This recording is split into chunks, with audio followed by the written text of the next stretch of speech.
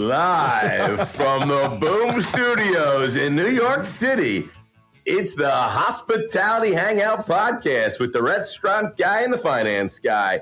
We've got our whiskey on the rocks because we got Kings County Distillery whiskey here, Jimbo. King, man. And it's 5 o'clock somewhere, and we like to mix that up with a little Pepsi, right? We have a Pepsi in the Kings County, Jimmy. Let's go, man. It's a little early. What do we got? Never too early. You know, it's I have to tell you, if I'm going to be drinking Kings County and I'm going to be drinking Pepsi, I want to be with you, Shatsy. I love it. That's what I want to be enjoying this with. I agree. Let's kick it off, man. Listen, I want to welcome you formally to the Hospitality Hangout, a hospitality-focused podcast where the founders at Branded Strategic Hospitality share their insights and bring technology and innovation leaders that are making things happen in the industry we love. My name is Jimmy Frischling, otherwise known as the finance guy. I'd like to introduce my partner, Mr. Michael Schatzberg, also known as the restaurant guy. And thanks for that kind introduction, Jimmy. And to all those listening, feel free to call me Shatsy. Together, we're the personalities behind Branded Strategic Hospitality. We work at the intersection of hospitality, technology, innovation, capital, and managed food service businesses, Jimmy. At the intersection of that, are we? We're at the intersection of that. But, Jimmy, before we get that, because we got a great guest, we got a great show, I got to talk to you about something that's been on my mind, that's bothering me and a lot of operators out there. Jimmy, as an operator in the restaurant space, I got to tell you, you're always looking for an edge, right? Edge. Yes. It's tough out there. It's tough. It's tough to make money. It's a tough business. You know that margins are slim, man. And right now, labor seems to be top of mind. Am I right? Number one answer on the family. Everyone's talking about labor. Well, I got to tell you, Jimmy, what if I told you there was a solution out there to help you as an operator hire the best candidates very easily, very simply, and just the best candidates? What would you say? I'd say, tell me more. Oh, and I will, Jimbo, I will. We got to go to Our Work, okay? You go to Our Work, ourwork.com, Jimmy. It's a solution. You get that every operator should be using Our Work because Our Work, they just came out with a report, Jimmy, the Our Work QSR wage report. Jimmy, it's free. It features data from over 100,000 quick service restaurants. I like free, and I like surveys from 100,000 quick serve restaurants. Yeah, and I got to tell you, it has jobs, thousands and thousands of jobs in over 900 zip codes. Now, I don't know how many zip codes there are, Jimmy, but 900, that's a big number. That's covering like the Upper East Side. That covers the upper side of Manhattan, I think. Did you know the Empire State Building has its own zip code? I didn't. I know that now. Yeah, yes. That's a fact. And Our Work covers the Empire State Building. that zip code and 899. Yeah, so if you're looking for a job and you're in the Empire State Building, you go to ourwork.com, you get it covered. Anyway, listen, it's easy to use software. It can double applicant flow and increase retention by 30%. Jimmy, say that. Double applicant flow and increase retention by 30%. Our Work serves nearly 8,000 restaurants across brands like McDonald's and Domino's. Get your free report at QSRwages.com. Use the code podcast and get a free gift. I don't know what the free gift is, but I'm being told by many people who got the free gift, it's an incredible free gift. All right, Jimmy, let's go right to the podcast because we got a guest waiting in the wings. I like it. Knowledge is power. Our Work. And you didn't even use the jingle. Okay, Didn't even use the jingle. Ourwork.com. There it is. All right. Copyright Shatsy. All right, we are very excited to welcome our friend and our guest today. Joining us on the podcast, Mr. Mark Bruno, COO of Aramark. It's going to be a good show. Shatsy, how excited are you to have a big guy? Literally, this is big stuff now.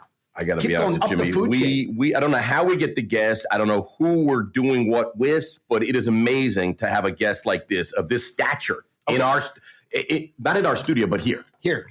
Studio, optically or otherwise. Listen, before we invite Mark in, who clearly is like, can you let me on the show already? We're going to do Trivia Tuesdays. Our podcast comes out on Tuesdays, so we are going to play our game, Two Truths and a Lie. Two Truths and a Lie.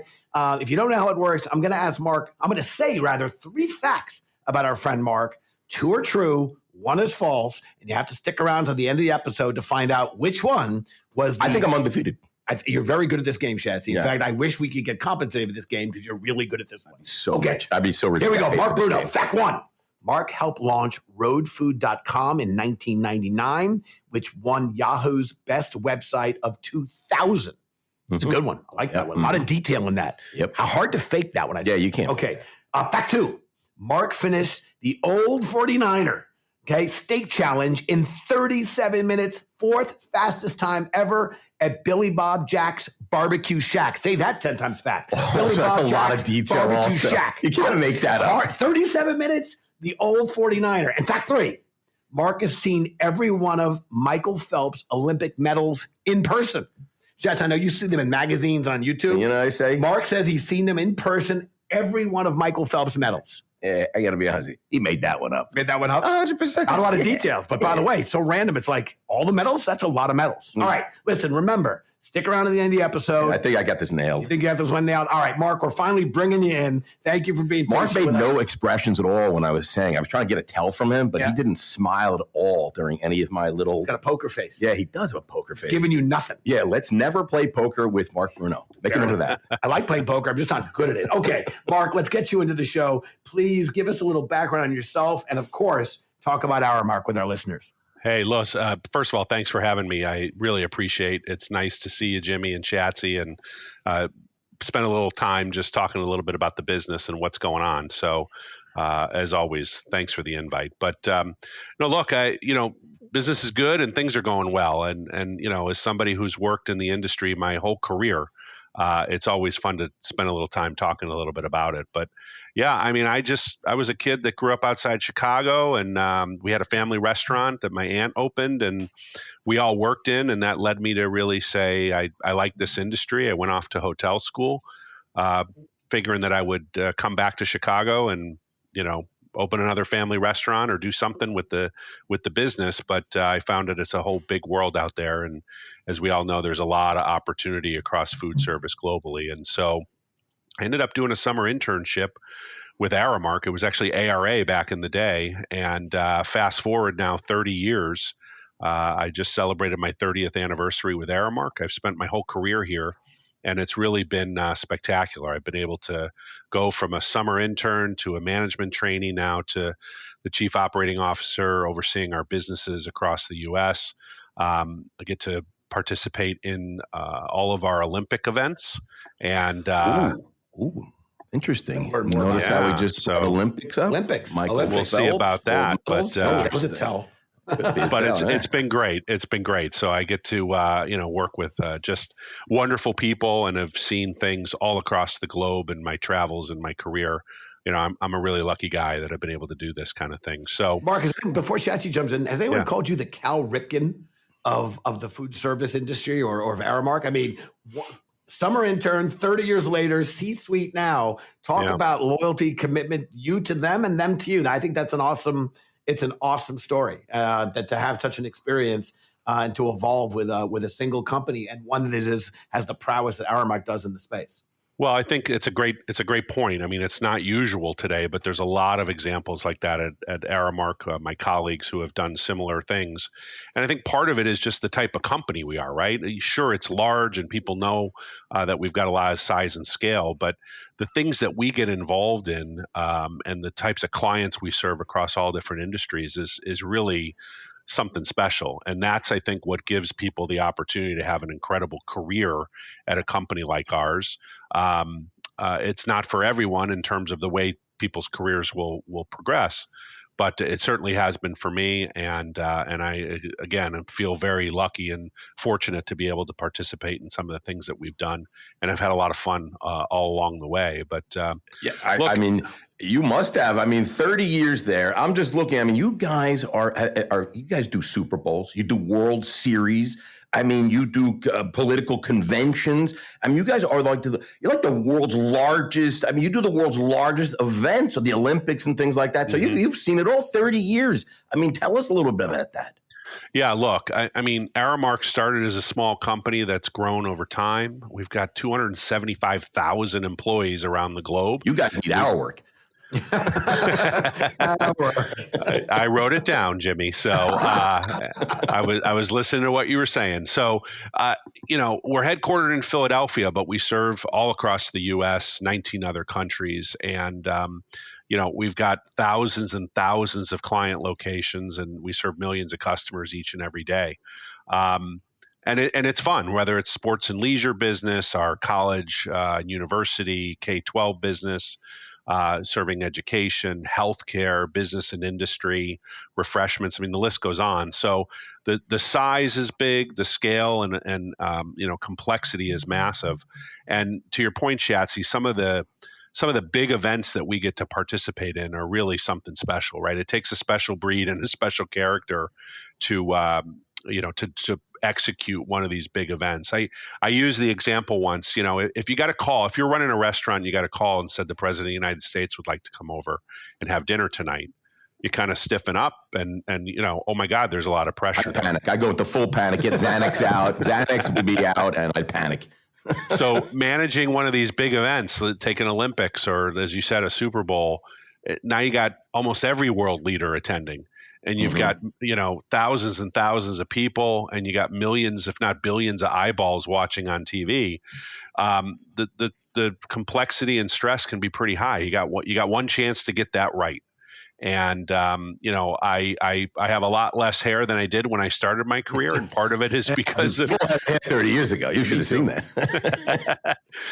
Mark, I like to say in the industry that I find it often it's misunderstood because, particularly as it comes to food service, people they know how to feed themselves. They can cook something, maybe they can cook some eggs, a burger, they make sandwich. They can feed themselves. And then I think about restaurants, and I'm like, but they can't run a restaurant where you have to serve X hundreds of covers in a very narrow period of time. And now scale it up to Aramark, you're talking about spaces that are holding tens of thousands of people for a finite period of time, and they need to be served. Again, it's on a different level. And again, it's not better or worse. It's just people who can feed yourselves, good for you. But when you're going to outsource it, you're going to come to our venues or our venues supported by Aramark, understand the complexity of what's going on. But listen, our longtime listeners know that we spend a lot of time talking about famous restaurants and how they got their start. Dave's Hot Chicken, for example, was started by 4 friends in East Hollywood parking lot. Shake Shack, and I always find this one to be particularly funny because it's an awesome, awesome restaurant company. It started as a hot dog cart. In New York City, somewhat to help save Madison Square Park, right there. Madison Square Park. It was a pop-up. And then In-N-Out Burger was a simple drive-through setup in the back of Harry and Esther Snyder's California home. Oh, I remember that. Oh, Esther. She made a great remember Harry and Esther. But it turns out, and as you kind of alluded to, Aramark has a similar kind of story. A young man named David Davidson began selling peanuts out of his old Dodge in Los Angeles. And it would become the foundation for what eventually become known as Aramark. So what can you tell us about how to get its name? This evolution to become Aramark? What does Aramark mean? Well, that's a good question. And it started from that peanut vending business that Davey Davidson opened 90 years ago. And ARA, which was the precursor to Aramark, stood for Automated Retailers of America. It started as a vending company. And you see the nugget? You're dropping knowledge. Mark is dropping knowledge. I got to tell you, there's nothing more you have to say. Mark, thank you. It was great having you on the podcast. That's awesome. This was great. No problem. Back to work, right? So that was like Amazon. Like I want the A. I want the A. I want to be at the top of the food chain.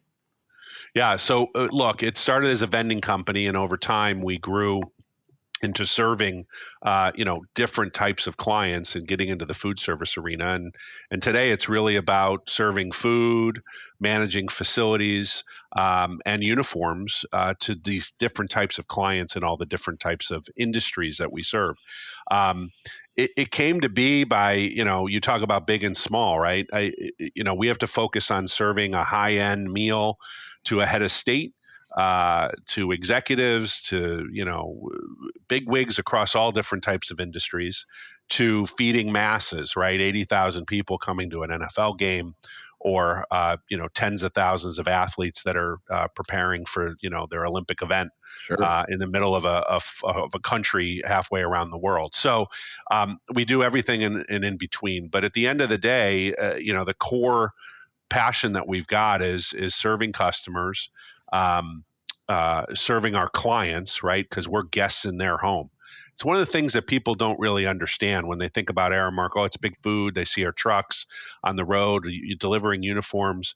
But at the end of the day, not one of our locations is the same. Every single one is different.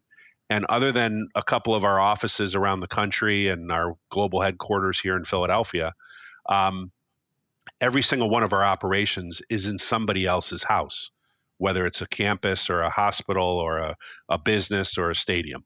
And so we have to take that, we've got an extra level of people that we're serving. It's not just the customers that eat our food, or it's also the clients that we serve. So it's a B2B to C company, and not everybody has that type of environment. So we have more things to think about. A whole level of complexity, without a doubt. You mentioned uniforms. I think we've got breaking news on the podcast. We love breaking news on the Hangout, Jimmy. We're basically the CNBC of hospitality podcasts. Yes, that's what I understand. Yeah, and we've got breaking news. Yeah, no, but we have breaking news. Aramark's uniform services business is being spun out into its own public company. Okay, that is breaking news. Mark, what can you tell us about this strategy? I mean, I don't think a lot of people, I know that you guys are in the uniform business, but then you see the trucks, like you said, but what can you tell us about this strategy, spinning this off? That's a big deal. It's a big deal. It is. And I unfortunately can only say so much because we're a public company, but I was about to say there's only so much you can say about it. You're right about that. This podcast, Mark, so you can say whatever you want. I mean, really, it's just the three of us, basically. Yeah. That's like a phishing email, Shatsy, trying to get me to do something that I don't want to do. But no, look, I think it's a great strategic move for both businesses. It's great for shareholders. And, we announced we intend to spin it this year. And I would say stay tuned, and we're very excited about it. It'll be a good thing. Very exciting. All right, breaking news. It's breaking news. There you got it. Stay tuned. Stay tuned. I tell you, listen, if you've ever heard my colleagues or partners tell the story about Branded, the founding of Branded, you might have heard Shatsy or Julie kind of joke that I discovered Seamless Web.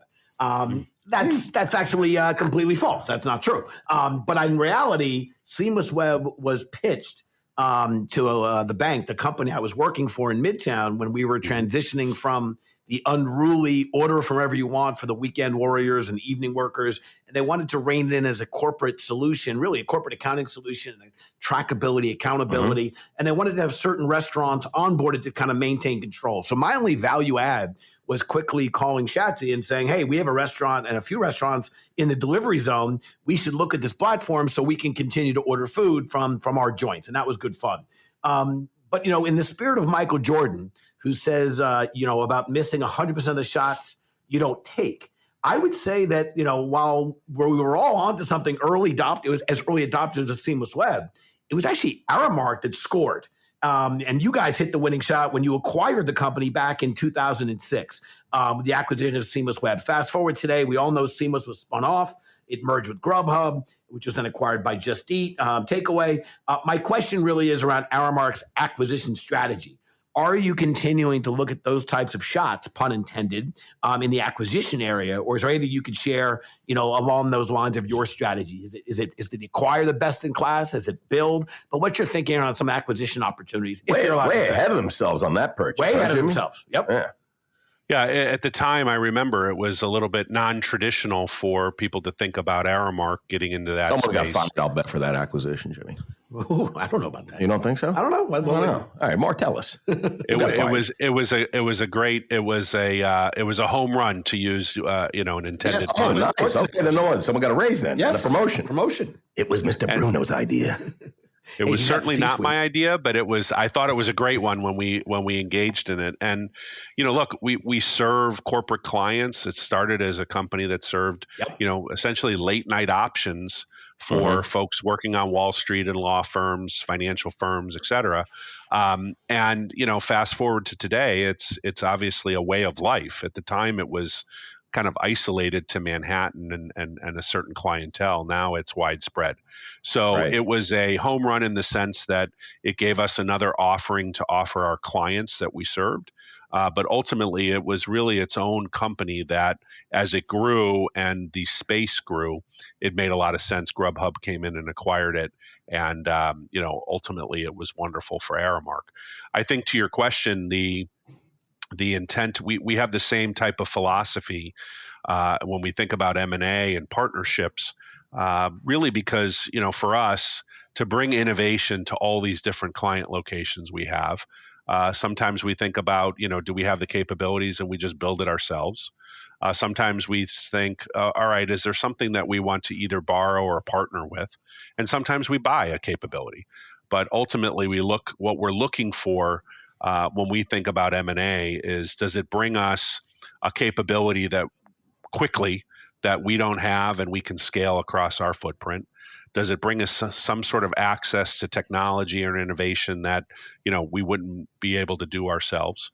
Does it bring us some sort of people or talent that makes sense for us? And so our acquisitions over the time, when I started with the company in 1993, it was a couple $1 billion company, and now we're 8-9 times that, and most of that has been through just organic growth, not a ton of M&A. But when we do it, we do it in a way that's very thoughtful, and we do it in a way that adds some capability and scale to what we can capitalize on, given the size and strength of Aramark.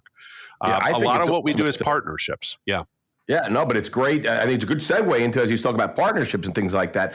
I don't think a lot of people understand that you guys at Aramark are really you're one of the largest franchisors and partners of brands in the world. I mean, you guys are really a leader in finding great brands and franchising those brands so you can bring them to all the different facilities, the college campuses, and those kids are all looking for the newest, coolest stuff. They don't want your traditional cafeteria, when we were younger, Jimmy, the cafeteria. They want brands today. Even the hospitals today, the stadiums, obviously, all it used to be back in the day, it would just be generic. Now they all want brands. Share a little bit about your strategy behind your partnerships and what kind of brands you're looking for, and how do you find a brand, and kind of the franchising brands versus maybe your own kind of white label solutions. Sure. So ultimately, it's a mix. And if you said it, Chatsy, the customers that we serve are always looking for innovative ideas, brands that they recognize on the street. And I'll speak for myself. I don't know about you guys, but we let's just say we all could cook the world's greatest pizza, right? Or hamburger, or whatever it may be.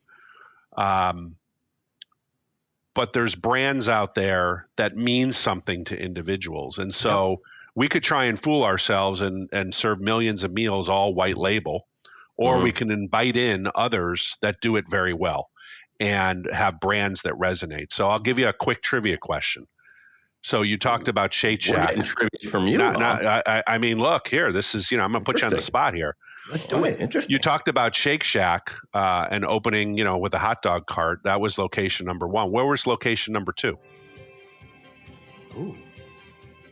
Location 2, Shake Shack. Location 2, Shake Shack. I would have said New York City. City Field. You got it, Chatsy. Were you looking off screen? Was somebody helping you? Huge Met fan. No, Danny's a huge Met fan. I remember that. City Field. I remember that whole thing. Yeah. Was that you guys did that because you had City Field. You have City Field, right? That's your operation. We have since it opened, and we helped plan it, and we worked with Danny and his team, and that was Shake Shack number 2 that Aramark was operating. So check out the big brain on Chatsy. I gotta go. I gotta go. My head's throbbing right now. I dug that one up. Yeah. Yeah, but that's it really is cool. Yeah. Sorry about that. Yeah. You're right. No, look, we have over 2,000 franchises that we operate across Aramark with over 100 brands. If you did sub brands, we're close to 200 different brands that we work with. So there's not a lot of operators that have, and by the way, that's across a spectrum of all those types of brands. So the amount of energy that we put into making sure that we uphold the standards of those brands, but bring them to college students, to faculty, to people that are visiting hospitals, into stadiums. So it's brands, it's established restaurant brands, it's partners. It could be culinarians, chefs. All of that has been really a winning formula for us. We intend to continue to do that because it provides a great offering for individuals, and that's what people want. That's what I agree. Yeah. You and Chatsy both kind of touched on it, but before we move on, we talked about you guys mentioned education and students, and you just said faculty, professors. And yes, I agree. Chatsy, back with you and me, and I'm going to guess Mark is in our sport of age. Dining in cafeterias were a little different.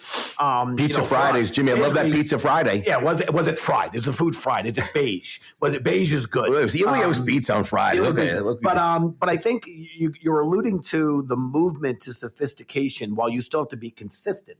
So, students right now want more meal choices and healthy foods, are no longer being side ad. They're really being coveted and desired, especially branded foods. So for college students, gone are the days of the traditional dining hall, and now they're looking for brands and pop-ups, and they want food halls, vegetarian, gluten-free. Yes. I mean, they got it all. You got to be everything now. So as one of the vegan, so as one of the leaders in the space, this shift in dining preferences. What are the intricacies of bringing these multiple brands that all operate differently and bringing that into the universities, colleges, and you said K through 12 as well. How do you bring all this stuff in? Probably not K through 12 brands, but how do you bring it to the college but I mean, I got college kids now, Jimmy. I go to those campuses down at Tulane, Miami. I mean, they've got all the top brands in those food areas that you and I were in college. That was not, it was just, I don't know. It was just food. There was no name. The U is so expensive. They got a Rayos down in the cafeteria. They got Rayos. That's how expensive the U is. Exactly. Yeah, no, it is interesting though. But Mark, how are you guys delivering, or how are you shifting in these dining preferences? Because your customers, your audience, they've shifted. Right. So look, you mentioned earlier, everybody's a critic and an expert on food because they feed themselves. Yes. With the proliferation of media, with cooking shows, with the Food Network, with social media. Everybody's got a perspective that's far deeper than it was when we were kids. And the demand that comes as a result of that for quality, making sure that we bring innovation and authentic tastes to people is not just isolated. It hasn't moved down in age. I'll be honest with you. You said it's not really in high schools. It is. I was in a high school last week in Texas, and there's homemade white label brands, but there's corporate brands that resonate and students eat. So there are brands making their way, further down in terms of the age group. And what that's leading to is a need to make sure that whatever the brands are, whether they're one that we do or one that we bring in from a partner or a franchisee, you've got to bring authentic quality to individuals. And so we're seeing it in K-12 through high colleges for sure. And then as people go out into the workplace where they go play at a stadium or a national park or any of these other types of locations. So we see it across the entire spectrum and hospitals, right? So we may not have brands when you're a patient. I remember Seinfeld. Kramer was loving the hospital food, but you go to the hospital today, I mean, they got brands now. They want Starbucks in there. It's Absolutely. All sorts of good. Yeah, they got good bagels now. They got good stuff. They absolutely do, and that's part of why we utilize brands and partners to bring it to life. And look, I think we're always looking for great partners and great brands to work with. And I think to your point, Shatsy, what I see in the future is a continued prevalence of not only the dietary requirements, where it's gluten-free, vegan, plant-forward, you name it, but also one thing that's becoming increasingly important is the approach that food takes with allergens. And so we see it, especially on college campuses, that there's a particular need to make sure that the food that you're serving doesn't trigger allergens. And, it went from kind of 1 or 2 allergens that people will, nuts, but now there's 9, 10 allergens that are common, and you've got to factor into your the menu planning and how I can only imagine. I know when you go out today, everybody's got the waiters always come over. Are there any allergens? And then inevitably, some of the tables always got something. Right. And then I never have dinner with them again. Listen, before we move on to talking back, I do want to highlight, Mark, you used the word quality, and I'll add to that the word value. Value is not about expensive or inexpensive. It's about, does the guest feel they got value for what it is they ate? And you talked about the quality. I think we're in a period of digital transformation, and I think it's going to continue. It's all important, but no one can lose sight of the quality factor that you just highlighted. If that burger or otherwise gets to you super fast, and the quality was less than, or the value was less than, you're just not going to order it. You're not going to go back. And I think no one should ever forget that the hospitality business, particularly in the food service business, is about the quality and the consistency for a lot of the franchises you're working at. But I just love that you said it, because so many people come on talking about other aspects of the industry, and they're all important. But you cannot usurp and replace quality because then no one's coming back. It seems like speed always gets the front seat of quality, and I say it's quality first, speed second. Quality, yes. I'll wait a few extra minutes for the higher quality bit. But okay, here's our talking back section. Shats and I obviously started this podcast because we like talking to people. We learned along the way that sometimes our guest has a question for us. So we'd like to say, Mark, nothing's off the table. We're going to pass the microphone to you, and the mic is yours. Nervous. Wow. Well, that's now I'm getting nervous. And no, look, I think it's always fun to ask a tough question. No, I think let's go. The City Field, that's done. That's yesterday, Shats. Here comes the new question. I'm so nervous.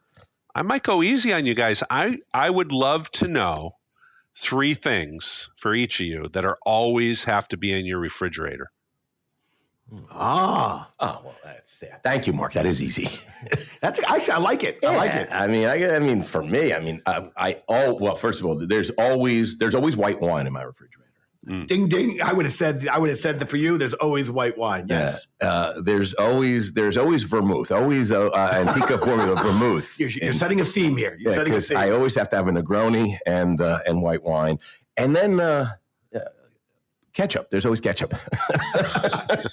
So I heard white wine, vermouth for your Negronis, and ketchup. Yeah, because the kids always want a chicken nugget or something out of the freezer. Mark, if you would have asked me this question, let's say 6 to 7 years ago, my daughter is 6.5, I would have had a very different answer. So the first thing that came to mind are what are the things that no matter what time of night or morning it is, if we don't have these things in the fridge, we don't have these things in the house, I got to go get it. Yeah. And it's milk. Yeah, that's okay. It is ketchup. My daughter likes her ketchup, and it's this can last for a while, but it's grape jelly because my daughter likes her peanut butter and jelly with grape jelly. If there's no jelly in the fridge, Jimmy, go get the thing. Now, if it was my preference, I would say to Shats, I'll surprise you a little bit. I love keeping a bottle of sake in the fridge because I have to tell you, on the occasion I'm ordering in sushi, I find the sake with the sushi at home is one of my favorite things. But I don't always have it in the fridge. But when I do, I feel very special. So I gave you 4, 3 for my daughter and 1 for me. Well, I'm going to add one more, Jimmy. If you're going that way, then I would replace ketchup. But there's always cold beers. There's always a 6-pack. I thought you were going to go with vodka. I thought you were going to go with vodka in the freezer. He didn't say freezer though. He said fridge. He said fridge. Yeah, I'm not a vodka. All right, very good. Good question. I like that. I got to tell you.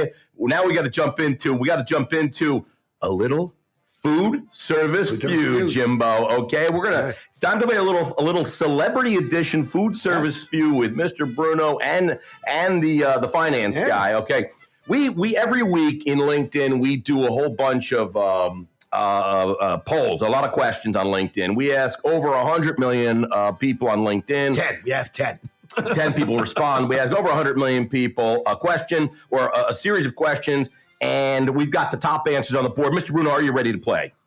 I believe so, yes. All right, okay, here we go. So I'm going to ask you both a few questions, and I will give you the opportunity to give, I will give you the choices. Which celebrity musician got their start working as a food vendor at a sports stadium? Okay, is it Mr. Bruce Springsteen, the boss, Madonna, John Legend, or John Mellencamp?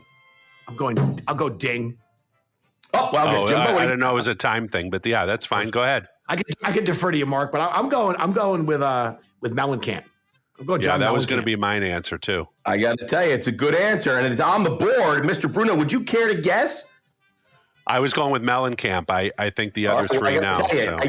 You're both correct because all four of those celebrities, Bruce Springsteen was a custodian at the Asbury Park Convention Hall. Madonna worked as a vendor at Yankee Stadium. She sold hot dogs and peanuts to fans of baseball games. John Legend was the choir director at the 76ers Stadium, and John Cougar Mellencamp worked as a ticket taker at Minor League Stadium in Indiana. So I got to tell you, that is awesome. All 4 musicians worked at stadiums doing various jobs. So there it goes, Jimmy. Yes.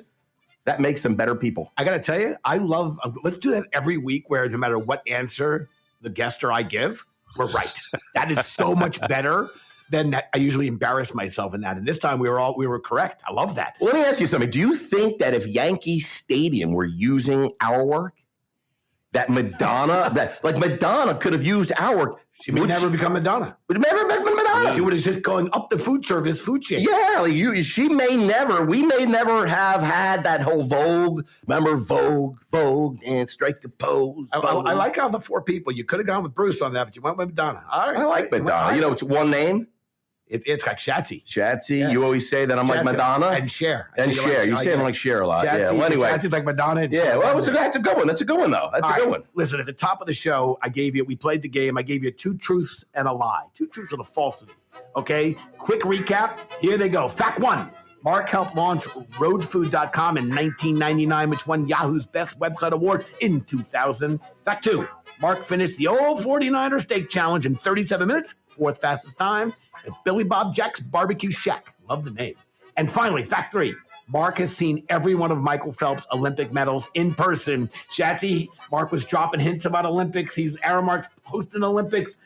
What do you, was that a ruse? Once he dropped that, then I had it because I thought there was so much detail in the whole roadfoot.com, and which won Yahoo's Best Website of 2000. But that was 99 and 99. He was at Aramark. He's in the weeds at Aramark. He was at Aramark. All right, He's doing crazy stuff over there. He did like that whole seamless web purchase. So I'm going to have to say that I'm going to have to say 2 and 3 are correct. Roadfood.com. I don't think he launched roadfood.com. I think he was too busy doing the whole seamless web thing. How about them apples? All right, we're going to let Mark play. I'm going with 1 is true. I'm going 3 is true. And I'm actually saying we got tricked a little bit here. I think 2 might be true as well, but he didn't finish in 37 minutes. It was 38. Or he didn't get 4th place all time. It was 5th. I think it's one of the all true but slightly tweaked. I'm going 1 and 3. Man, Mark, you're up. Okay. Well, there was a time when I was at Aramark where I actually went back to get my MBA. So during that time I was getting my MBA, I helped launch roadfood.com with Jane and Michael Stern. Boom. So that was a great kind of side project with 2 wonderful people. And Road Food you've probably heard of over the years. Jane and Michael Stern are great industry folks. The old 49er steak challenge at Billy Bob Jack's Barbecue Shack in Ithaca, New York, which is no longer, a friend of mine said, let's go try it. And I did. So it was a 49-ounce steak, 2 sides, a loaf of Texas toast. And I did it in 37 minutes, which was the 4th fastest time. Oh, so that is true. Michael Phelps Olympic medals. So Michael Phelps has 28 Olympic medals. I saw them all live in person, each one of them in Athens in 2004, in Beijing in 2008, and in London in 2012. In 2016, you'll remember Michael Phelps came back. He won 6 more medals at those games, but I only saw a couple of them. So it is 3 is wrong. That's the lie. See, I felt it's like 2.5. It was 2.5. It was 3 was so close. It was like he tweaked it. I didn't see every medal. I saw like 80% of the medals, but not all. Yeah. But okay, there it is. It was 1 and 2. Shatsy, we took a loss on this one. Yeah, but half. I got half. I think I got half credit. I think I got half credit. I know the Olympic thing kind of threw me. Take it to the judges. All right, listen. That was awesome, by the way. That was a great one. I got to tell you, I love it. Listen, let's get into the branded quickfire, all right? Oh, such a good segment. Oh, yeah. We're going to ask you, Mr. Bruno, we're going to ask you 5 lightning round questions. I don't want you to think too hard, too long, whatever comes to your mind. Are you ready, sir? I'm ready. All right, this is the greatest. This is the greatest segment of any podcast in all podcast history. Joe Rogan wants to debate. We have to debate you on that. We will get Joe Rogan. He knows it. When it comes to golf, do you play the 18 holes or drink at the 19th? Oh, I'm eating and drinking at the 19th, waiting for you to come off. Yeah, it sounds like Jimmy. Where are you getting dinner from tonight, sir? Oh, tough. I'm a pizza guy at heart. Philly's an up-and-coming pizza city, so I'm going to split the difference here. I'm either going to Stella's by Steven Starr, or I would go to the new pizzeria Shatsy by Mark Vetri. Either one. Ooh, not Shatsy. Shatsy place. No, I misspoke. It's Salvi. Pizzeria Salvi, who's because if it was Shatsy, I'd have to go. You'd have to be there. So no, it's literally been open 2 weeks, so it's good stuff, nice. Great stuff. I love it. And Steven Starr does an amazing work. What's your favorite food city in the world? Well, I'm gonna say I would love to eat. I'm gonna go with Rome. Rome. Yeah, you can't go wrong. Can't with go wrong, Rome. no. I mean, honestly. Yeah. Where's your favorite food? What's your favorite place to travel? Wow. So I've been all over the world, but I love, there's two types of trips I love taking. One is just to relax on the beach with my wife and kids. And the other is like I'm doing shortly is bounce around a country and eat my way through the city, see the sights. So Is that Italy? Where you going? I'm going to Italy. So Yeah, you can't go back. I agree. Yeah, come on, man. Bounce around Italy, so great. I love it. All right, here's what we go. This is where things get a little hairy, a little sticky. Okay. If you were to challenge Jimmy or I to an old school game of pinball, arcade pinball, the old pinball, Wow. right?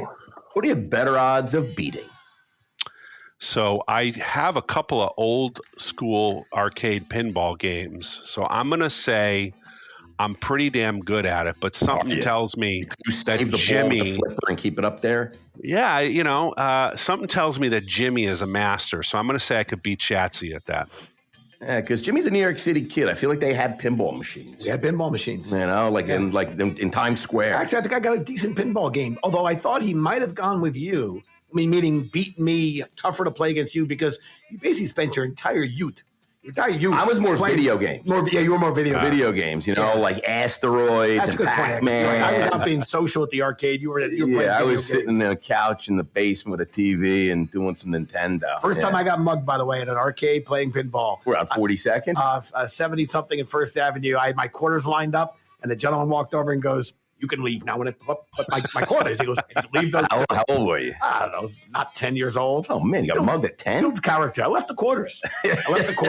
But I went back the next day to play again. Okay, listen, Mark, thank you for that. And thank you for everything. It was super fun having you on the podcast with us. And we so appreciate you spending the time. We know you're super busy, but we love your team at Aramark.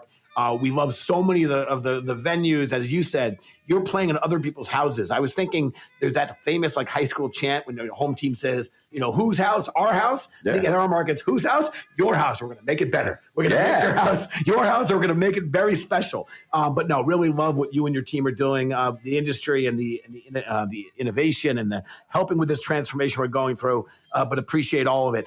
If any of our listeners want to get in touch with Mark directly, you can email the podcast team at podcast@brandedstrategic.com. We'd be happy to make the introduction for you. And to our listeners, we want to thank you so much for tuning in. We're rolling through. We continue to grow our subscriber base, which allows us, to have wonderful brands like Our Work working with us. And we've got a whole lot of other things coming up in the future. Always want to make this worthy of your time. So thank you for tuning in with us. Again, a thank you to Our Work for sponsoring this episode of the Hospitality Hangout. And if you want to learn more about Our Work, please visit ourwork.com. Finally, Shatsy, love doing the show with you. So this is Jimmy Frischling, your finance guy, with gratitude and appreciation to Mr. Bruno. And I'm passing back to you to close Mark, this what's out. the URL? Is it aramark.com? If people want to find more information about all the different things you guys do? That's right, aramark.com. Aramark.com. Check it out. I got to tell you, one last thing. Jimmy, we're doing a newsletter every week, and you are the champion author. HospitalityHeadline.com. I got to tell you, if you're not a subscriber, go check out hospitality.com, subscribe, because I got to tell you, you get Jimmy's commentary every week, and it is really his insights into what's happening in the business. Let me tell you, it's a 4.5-hour read. But you can do it in parts. You wake up early, have coffee, do part one, and at lunch, run a marathon, come back, read the next piece. At lunch, you do a little bit more, and then you dinner, you can have a little bit more, and then before bed, you finish up. But no, all kidding aside, it's a great read. HospitalityHeadline.com. Check it out. Cheers, everybody. This is Shatsy signing off. Thanks. Cheers. Awesome.